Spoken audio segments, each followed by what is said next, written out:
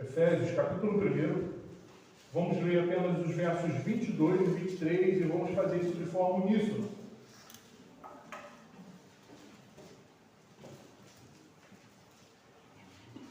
Efésios 1, versos 22 e 23, todos juntos, diz assim a palavra do Senhor.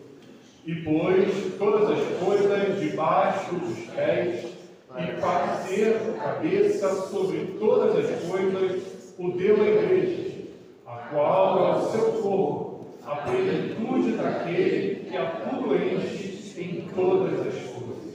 Amém. Que o Senhor seja servido, abençoado em toda a sua palavra. A igreja pode se sentar.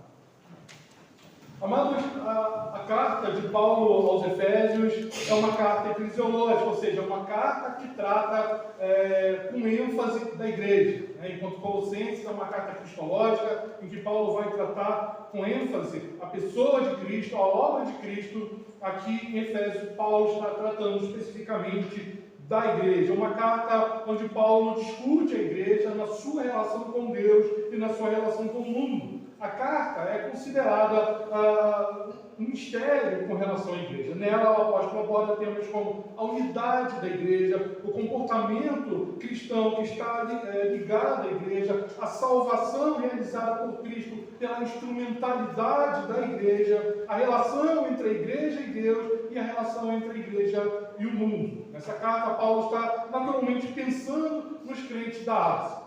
É claro que de maneira extemporânea, se estendendo, uma vez porque ela é inspirada e também se torna temporal naquilo que ensina, ela também fala conosco hoje. E nessa parte do texto, que geralmente é dividida aqui após a saudação em duas partes, ou seja, do verso 3 até o verso 14, Paulo ele está falando, ele está bendizendo a Deus na realidade por ter nos abençoado em Cristo como objetos da eleição de Deus. E dessa forma, incorporados à igreja, que é o seu corpo. Agora, do verso 15 até o verso 23, então, Paulo está orando a Deus para que Ele abra os nossos olhos para entendermos plenamente essa bênção que nos foi concedida, essa bênção que nos foi dada. Paulo está declarando que a igreja é a plenitude de Cristo.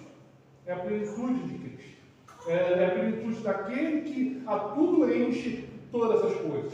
Ele está falando da importância da igreja.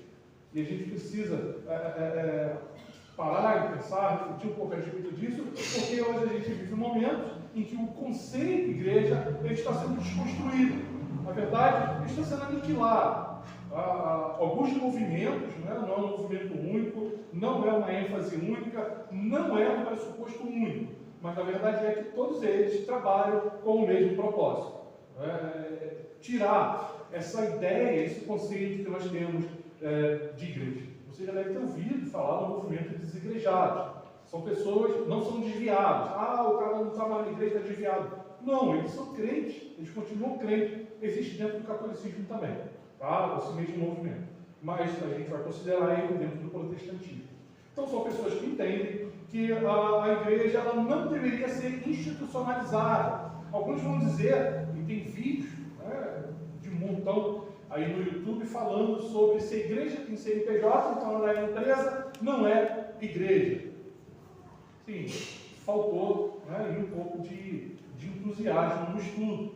Na realidade, a igreja tem CNPJ porque ela precisa cumprir a lei do país, é simplesmente isso. Isso não desqualifica ela, isso não transforma ela numa colhedora de dinheiro, isso não transforma aquilo que nós fazemos, aquilo que pregamos como charlatanismo, isso não tira o brilho dela e dizer, a igreja, pastor, a igreja é somente aquela lá de Atos, que se reunia de casa em casa. A gente não pode comparar os tempos e esquecer a progressão da história da igreja no mundo. Você tem um período em que o Senhor está fundando, tem outro papo que diz que Jesus não veio fundar a igreja nenhuma, ele diz que veio. Aliás, ele vai dizer que a igreja está fundada, ou está fundamentada em uma confissão, a confissão de Pedro.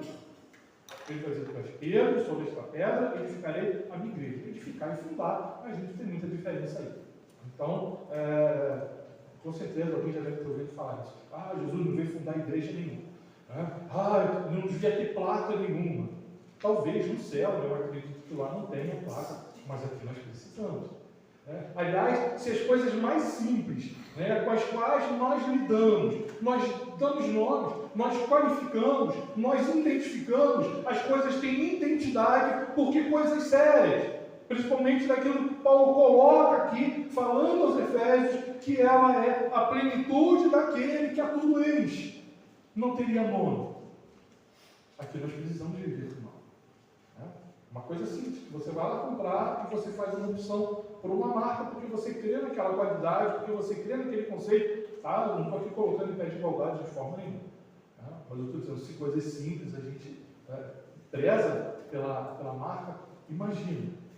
E aí, com a destruição da igreja, você destrói também o conceito denominacional, que é outra coisa também com a qual nós estamos programando, mas não é isso sobre o que estamos refletindo hoje.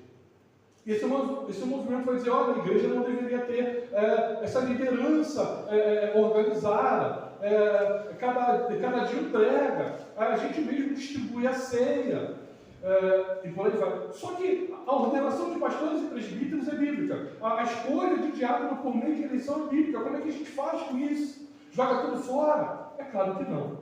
Então a gente precisa olhar para isso também. Às vezes é secundarizada. Tinha um conceito que foi tirado da nossa igreja depois da decisão do Supremo Conselho de que nós não podemos mais usar a expressão comunidade para dar nome às nossas igrejas. Tinha algumas igrejas nossas que recebiam o nome de comunidade. Qual é o problema?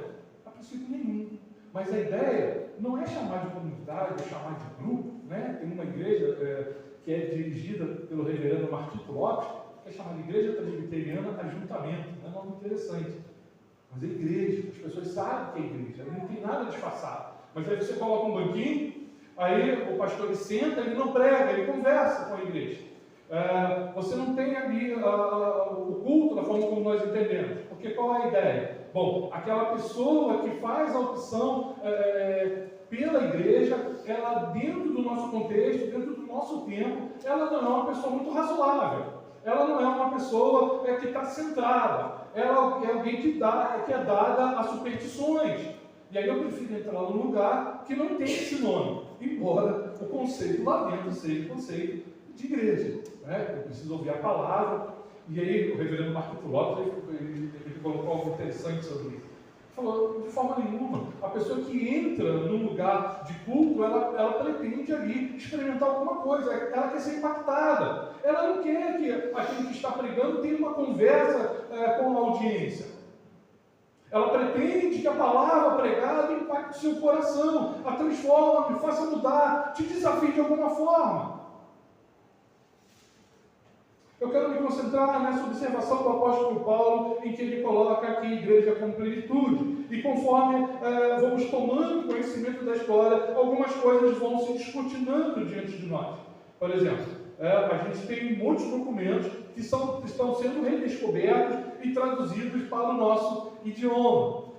E isso é uma preciosidade grande.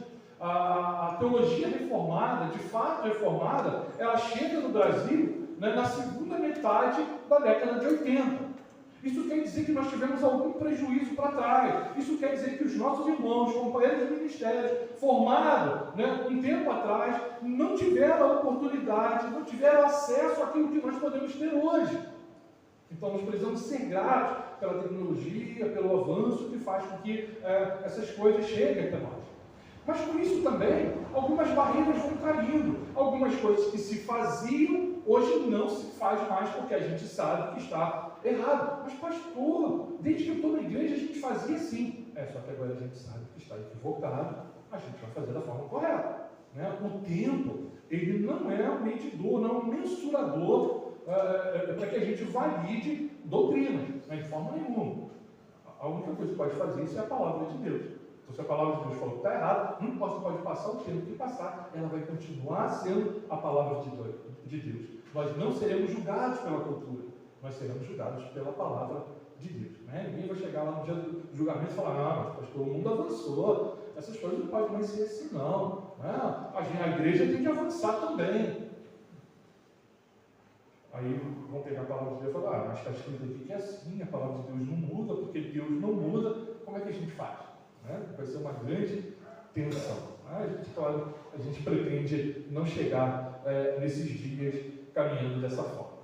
Então, alguns teólogos, né, que têm se empenhado nisso, né, o reverendo Tocachique, né, o Francisco Tourinho, ele tem realizado aí um excelente trabalho nesse sentido de traduzir esses documentos. Por exemplo, as atas das Assembleias de Westminster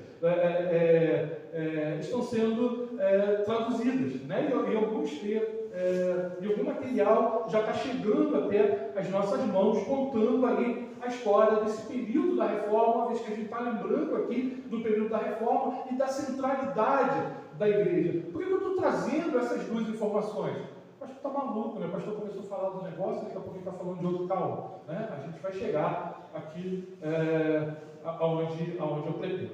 Né? É justamente para dizer que, historicamente, não existe apenas 5 solas.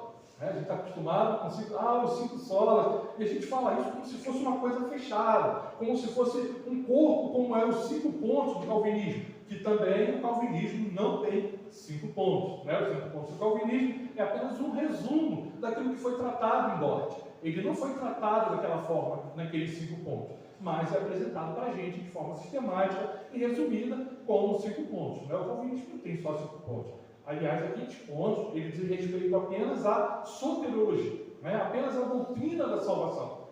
Pode ter alguém aí que você conhece que é de outra denominação e falar assim, eu acredito nos 5 pontos. Aí você vai falar, você é calvinista. Não, né? O calvinismo é muito mais do que isso. Ele é uma cosmovisão.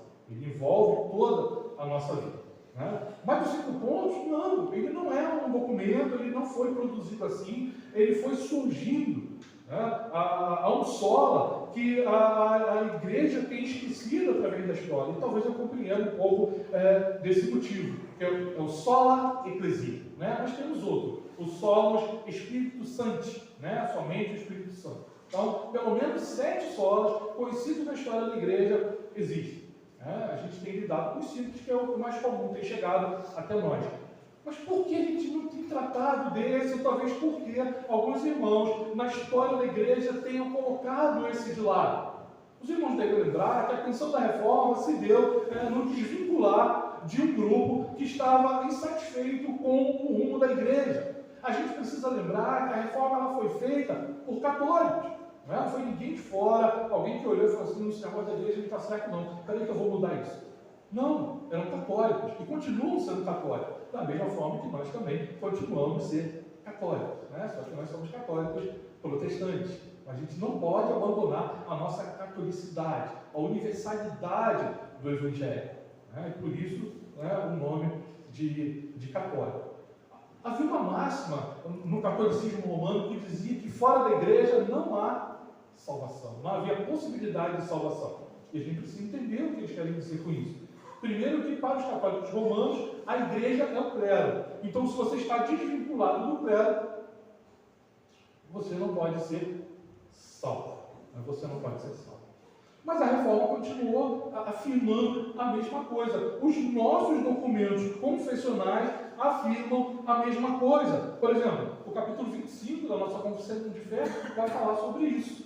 Lá no parágrafo 2 ele vai dizer: a igreja visível, que também é católica ou universal sob o Evangelho, não sendo restrita a uma nação como antes sob a lei, consta de todos aqueles que pelo mundo inteiro professam a verdadeira religião, juntamente com seus filhos. É o reino do Senhor Jesus, é a casa e família de Deus, fora da qual não há possibilidade ordinária de salvação.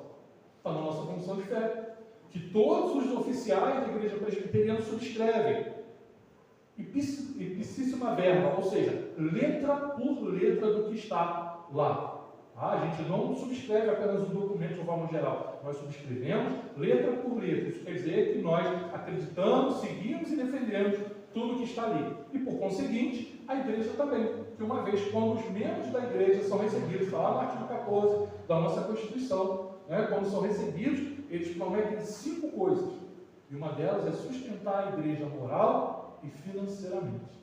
E às vezes a gente dá muito valor ao sustento financeiro, a gente chama até de fidelidade. Como é fiel aquele irmão, mensalmente lá, mas será que ele está sendo fiel também no sustento moral? ele tem sustentado tudo aquilo que nós cremos, ou ele tem trabalhado contra a estrutura da igreja?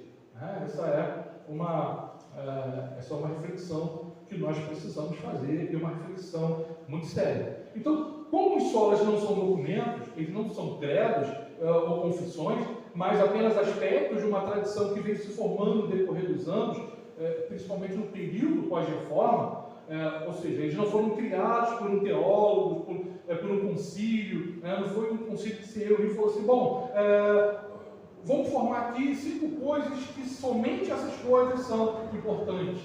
Isso não aconteceu. Pelo caminhar da história, naquilo que era considerado bom, quem é que define os padrões? É a igreja que define aquilo que a Escritura diz, chamado isso de magistratura da igreja, é uma doutrina católica romana, ou é a palavra de Deus que vai dizer aquilo que a igreja tem que fazer? Não, é a palavra de Deus. Então, somente a Escritura, ou só a Escritura. A salvação, ela é sinergística, ela é por meio da graça preveniente, ou seja, Cristo morreu por todos, não por alguns, e aí basta agora o homem crer. Não, Jesus, ele morreu apenas pelos eleitos, e nós só podemos ser salvos crendo em Cristo Jesus, porque a fé não surge em nós de forma espontânea, mas é um dom, Efésios 2:8-9 vai dizer que pela graça sois salvos mediante a fé, e isso não vem de vós, o quê? É dom de Deus. Então a fé é dom de Deus. Não, somente Jesus, somente a fé. Pronto, já surge 2, solos Cristo e sola fide. E foi assim que foi surgindo. Não foi formado de uma vez só. Então, afirmar que a plenitude da igreja, Paulo está dizendo que ela está cheia da sua presença, é animada pela sua vida, é cheia com os seus dons, poder e graça. E aí vem mais uma coisa interessante, ele não está falando do templo. No Novo Testamento, nós não temos mais o conceito de igreja como templo. É só um prédio. Os desigrejados, ou alguns outros proponentes de uma ideia parecida, vão dizer assim, você não vai à igreja, você é igreja. Isso não é verdade. Primeiro que a palavra igreja, eclesia, ou eclésia, ela significa assembleia, ela significa coletividade. Então, uma pessoa só não é assembleia, uma pessoa só não é coletividade. Você é parte desse corpo. Então, a igreja é o corpo de Cristo. Às vezes a gente repete isso, mas não sente. Então, você não vai, quando fala assim, eu vou à casa do Senhor, você não está vindo ao prédio. Você está vindo para se reunir com a família do Senhor. Oikos, é a expressão que Paulo usa, linda, que quer dizer família. Quando ele está escrevendo para Timóteo, ele fala, olha, eu espero não demorar e te ver, mas enquanto eu não chego, eu quero te dizer como se deve se comportar na casa do Senhor.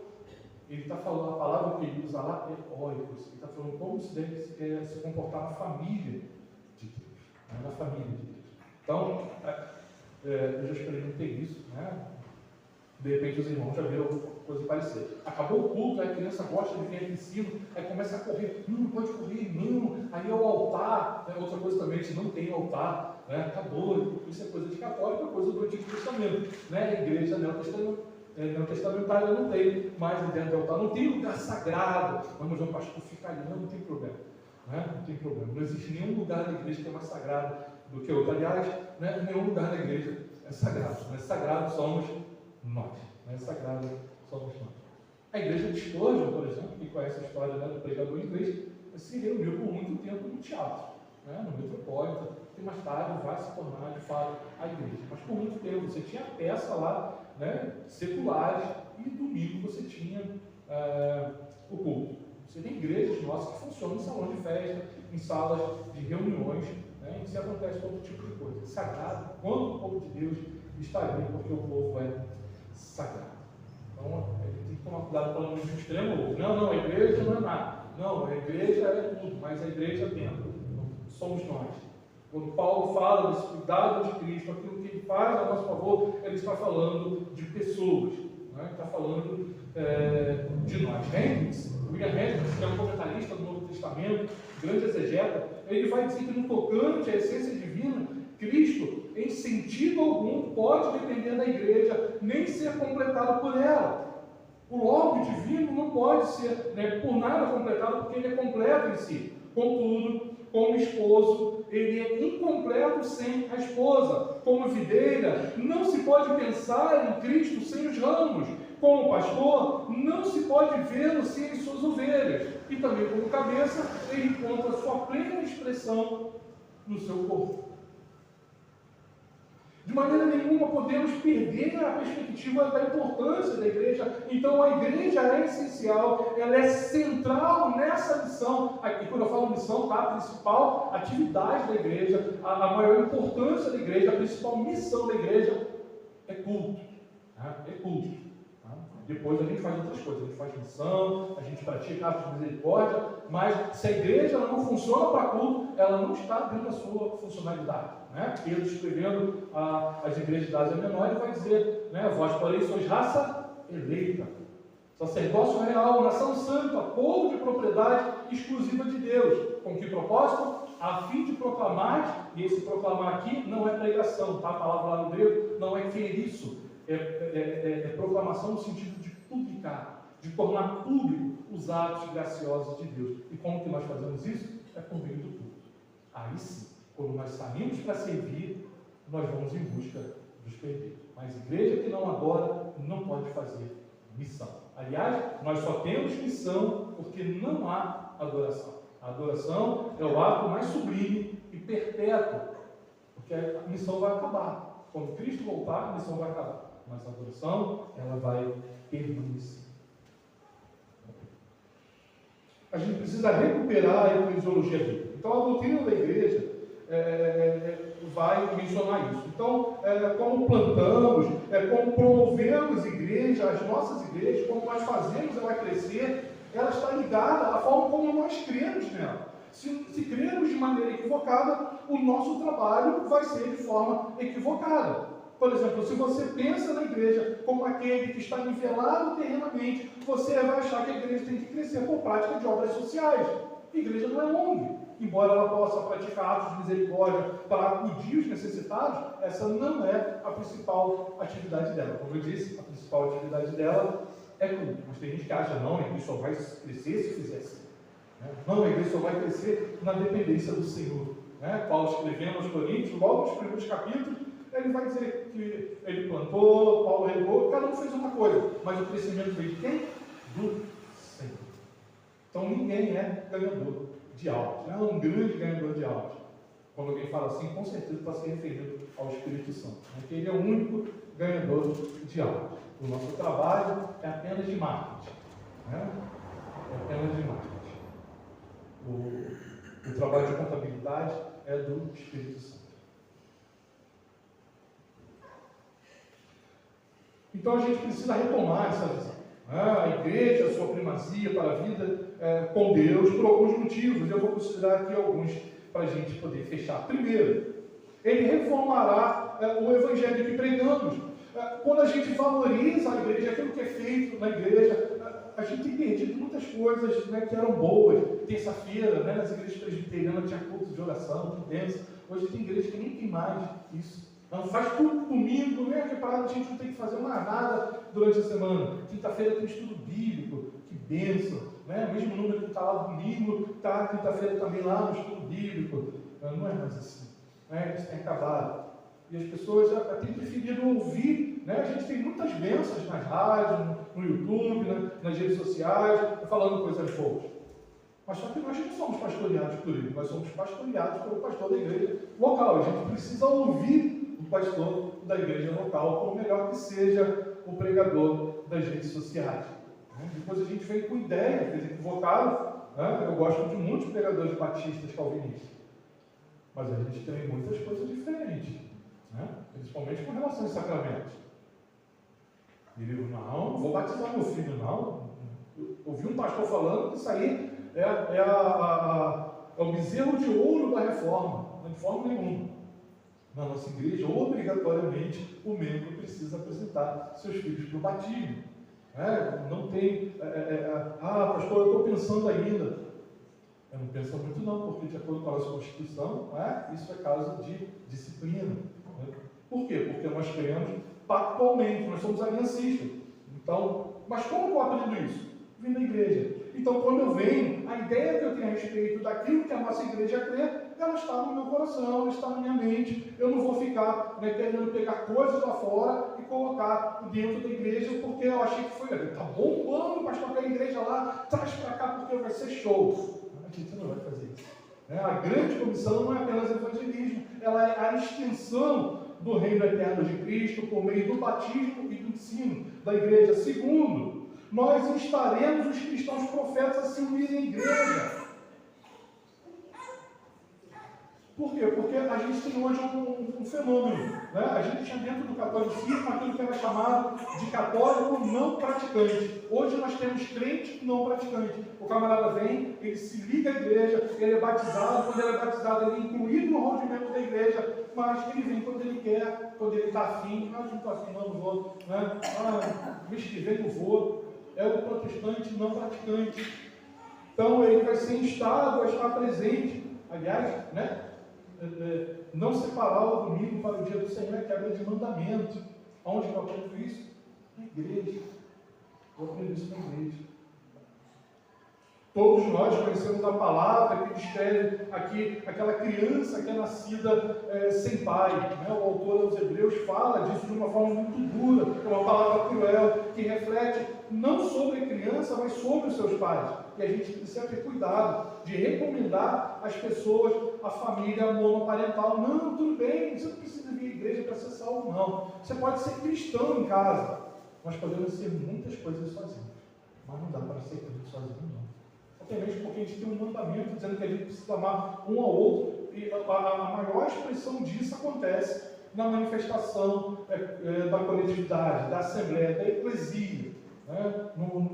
No momento cultico, né? Onde a gente está perto do outro irmão, que às vezes pisou no nosso calo, e a gente às vezes não está muito satisfeito com ele, mas eu tenho que amá-lo, eu tenho a ordem para amá-lo. É claro que amar não significa ficar abraçando, dando beijo, mandando coraçãozinho. Né? Amar na Bíblia tem um outro significado. Né? Tudo aquilo que você pode fazer para abençoar a vida daquela pessoa, você faz. Se você tiver alguma coisa que possa prejudicá-la, você retém de fazer. É dessa forma que a Bíblia trata o amor. E aí você acaba com uma bastardização de pessoas. Ou seja, pessoas que são crentes, mas que não estão ligadas à igreja, é bastardo. Terceiro, nós seremos atraídos de volta ao evangelismo doxológico. Ou seja, de que a prática do anúncio do evangelho, ela em primeiro lugar glorifica a Deus. Porque Cristo veio e morreu por nós. Foi primariamente por nossa causa? Não. Foi para a glória de Deus. Ele declara isso. Pai, eu te glorifiquei. Né? Agora eu aguardo a minha glorificação.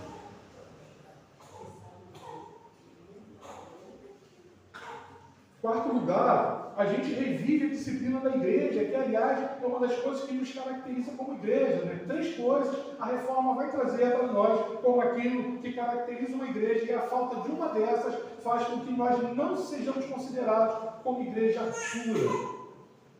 A pregação fiel da palavra de Deus, né? a celebração correta dos sacramentos e a aplicação da disciplina eclesiástica. Aqui, aliás, às vezes foi suspendido em alguns lugares. Essa marca, menos praticada na igreja verdadeira, é essencial para dar significado à membresia. Qual é o pai que, amando o seu filho, não disciplina seu filho? Então, uma igreja que não disciplina aqueles que precisam de disciplina, ela não está sendo igreja verdadeira. Quinto, recuperaremos os meios de graça. Eu vou falar isso, eu não preciso citar nome, mas é claro que os irmãos devem saber. Tem pastores que não sabem o significado correto dos sacramentos. Tem pastores que tratam o sacramento de forma zwingliana. É só um pãozinho e o vinho. Cristo está presente espiritualmente nos elementos. Porque fisicamente, né, diferente daquilo que crentes luteranos, ele não pode estar, porque fisicamente ele está nos céus. Né? Ele não tira o corpo dele quando ele vai para o céu, não é uma roupa. Né? Depois que ele encarnou, né, a natureza humana dele não pode se separar mais da natureza divina. Então, fisicamente ele está no céu, mas espiritualmente ele está nos elementos. Para nos abençoar faz diferença. É por isso que Paulo vai dizer que a participação na ceia de forma indigna traz prejuízos espirituais. Aonde que eu aprendo isso? É na igreja, é no convívio, é na participação na mesa do Senhor, no banquete da graça, é que eu sou alimentado por essa realidade. Sexto, não desistiremos de evangelizar nossos próprios membros. A pregação da palavra, a pregação que sai do púlpito da igreja, ela é só para crente. Não existe esse negócio de sermão evangelístico. Por quê? Porque todos os nossos sermões são evangelísticos. Não confundir a pregação para a edificação da igreja com o anúncio que a gente precisa fazer para todas as pessoas do Evangelho. E pasmem, há pessoas que às vezes foram batizadas, mas que ainda não foram convertidas. Elas vão ter esse encontro durante o culto, falando do Evangelho, falando sobre o impacto que tem da morte de Cristo por causa dos nossos pecados. A pessoa se arrepende ali, chora, ou não, ou chega em casa e pensa, caramba, eu não sabia disso, não sentia isso, agora eu vivo isso. Daqui a pouco estou em encontro com Cristo naquele dia. Eu sou batizado há 15 anos. Pode acontecer. E aí a gente prega, né, para os nossos próprios membros, para aqueles que ainda não são, né, eles são convidados a receber esse Cristo, e aqueles que são, eles são desafiados a ter a sua fé fortalecida. O reino começou a sua vida quando Jesus iniciou o seu ministério público, a sua obra na terra, incluindo sua morte. Isso fez parte da realização do seu ministério. Os discípulos estavam nela. E toda a história subsequente da igreja é a história na sua extensão gradual, daquilo que Cristo fez. A gente precisa da igreja. A igreja é central nessa realidade. Nós mesmos podemos desempenhar a nossa parte em seu movimento progressivo e somos membros dela como essa organização que é presente. Imperfeita? Sim. Mas para Deus, por causa daquilo que Cristo fez, ela é perfeita. Quando Cristo olha para a igreja, ele vê, quando Deus olha para a igreja, vê ela perfeita. Paulo fala isso quando está escrevendo para Coríntios, logo no início da carta. Ele vai dizer que está escrevendo para a igreja de Deus, então, por pior que seja aquela igreja que a gente possa considerar, é a igreja de Deus, dos santificados em Cristo Jesus. Ou seja, não somente pertenciam a Deus, mas eles foram santificados e plenamente, porque a obra de Cristo ela foi plena, né? Ela não está acontecendo aos poucos, ninguém se converte aos poucos. Às vezes a gente escuta alguém falando assim, né, quando alguém começa a vir à igreja, que não gostava muito, Deus está fazendo a obra. Ele já fez, né? A conversão ela acontece de uma vez só. A percepção, né, que nós temos a respeito da conversão é que pode ser gradual. Se realmente amamos a Cristo, amaremos os pecadores e vice-versa. Mas fazer as duas coisas envolve aqui uma terceira necessidade: amarmos a igreja, que é a anunciadora do reino de Cristo na terra. Que o Senhor nos abençoe. Que essa realidade que precisamos viver a respeito da centralidade da igreja, ela nos consuma enquanto estivermos aqui. Que tome o nosso tempo, que leve o nosso coração cativo até aquele que é autor e consumador da nossa fé. Que o Senhor nos abençoe. Olá, meu irmão, minha irmã, e você que me assiste nesse dia. Se você está procurando uma igreja séria, bíblica, eu quero convidar você a conhecer a Igreja Presbiteriana em Catarcione. Todos os domingos nós estamos aqui pela manhã e à noite e às quintas-feiras. Venha, traga a sua família, venha ouvir da palavra poderosa do Senhor Jesus. Deus abençoe, em nome de Jesus. Amém.